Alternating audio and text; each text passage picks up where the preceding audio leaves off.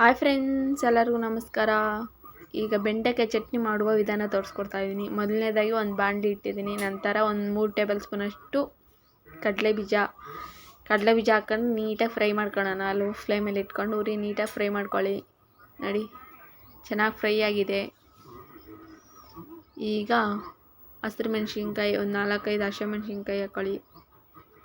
ನಂತರ 1/4 ಟೀ ಸ್ಪೂನಷ್ಟು ಎಣ್ಣೆ ಹಾಕ್ಕೊಂಡು ನೀಟಾಗಿ ಮಿಕ್ಸ್ ಮಾಡೋಣ. ನೋಡಿ, ಚೆನ್ನಾಗಿ ಬೆಂದ್ಕೊಂಡಿದೆ. ಫ್ರೈ ಮಾಡ್ಕೊಂಡ್ರೆ ಆಯಿತು. ನೋಡಿ, ಈಗ 2 ಟೊಮೊಟೊ, 1 ಟೀ ಸ್ಪೂನಷ್ಟು ಎಣ್ಣೆ,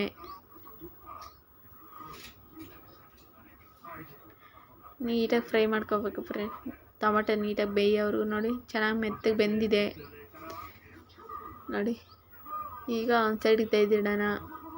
ನಂತರ 1 ಟೇಬಲ್ ಸ್ಪೂನಷ್ಟು ಎಣ್ಣೆ. ಈಗ ಒಂದು 100 ಗ್ರಾಮಷ್ಟು ಬೆಂಡೆಕಾಯಿ ಸಣ್ಣದಾಗಿ ಹಚ್ಚಿಟ್ಟಿದ್ದೀನಿ ಫ್ರೆಂಡ್ಸ್. ಸಣ್ಣದಾಗಿ ಹಚ್ಚಿಟ್ರೆ ಬೇಗ ಬೇಯುತ್ತೆ ಫ್ರೆಂಡ್ಸ್, ಬೇಗ ಫ್ರೈ ಆಗುತ್ತೆ. ನೋಡಿ, ಈ ಥರ ಸಣ್ಣದಾಗಿ ಹಚ್ಕೊಳ್ಳಿ ಫ್ರೆಂಡ್ಸ್. ನೀಟಾಗಿ ತೊಳೆದು ಬಟ್ಟೆಗೆ ಒರೆಸ್ಬಿಟ್ಟು ಯಾವೆಲ್ಲ ನೀಟಾಗಿ ಕಟ್ ಮಾಡಿ ಈಗ ಈ ಥರ ಫ್ರೈ ಮಾಡ್ಕೊಳ್ಳಿ ಫ್ರೆಂಡ್ಸ್. ನೀಟಾಗಿ ಫ್ರೈ ಮಾಡಬೇಕು ಫ್ರೆಂಡ್ಸ್. ಈಗ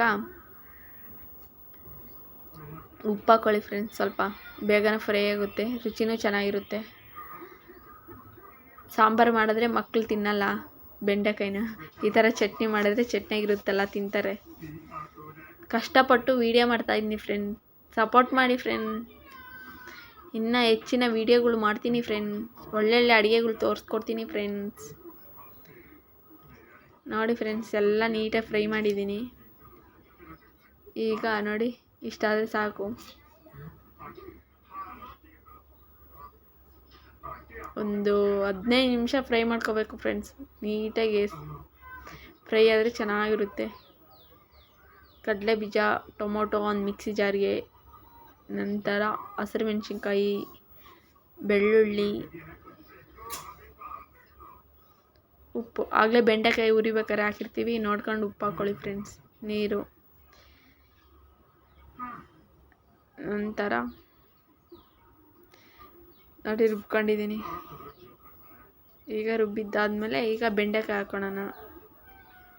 ನೋಡಿ, ಬೆಂಡೆಕಾಯಿ ಹಾಕ್ಕೊಳ್ತಾ ಇದ್ದೀನಿ. ಇದು ಜಾಸ್ತಿ ನುಣ್ಣಗೆ ರುಬ್ಕೋಬಾರ್ದು ಫ್ರೆಂಡ್ಸ್, ಲೈಟಾಗಿ ತರಿಯಾಗಿ ರುಬ್ಕೋಬೇಕು ಫ್ರೆಂಡ್ಸ್, ಚೆನ್ನಾಗಿರುತ್ತೆ.